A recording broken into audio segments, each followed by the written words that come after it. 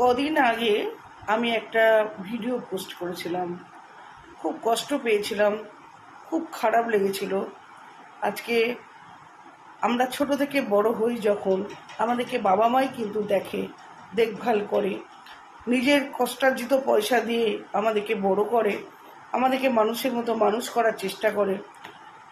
তো সেই বাবা মা যখন নিজেরা যখন বয়স্ক হয়ে যায়, বৃদ্ধ হয়ে যায়, তারা কিন্তু আমাদের উপরেই ডিপেন্ড হয়ে যায়। তো আমরা কিভাবে তাদেরকে ইগনোর করতে পারি?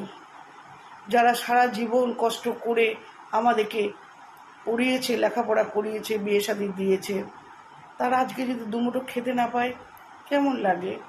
তো আমি রিকোয়েস্ট করব প্রত্যেককে, আমি জানি অনেকেই এরকম ভুগছে, আর যারা দেখছে তারা তো দেখছেই, এরকম যেন না হয়, বাবা মায়ের এরকম কষ্ট যেন না হয়।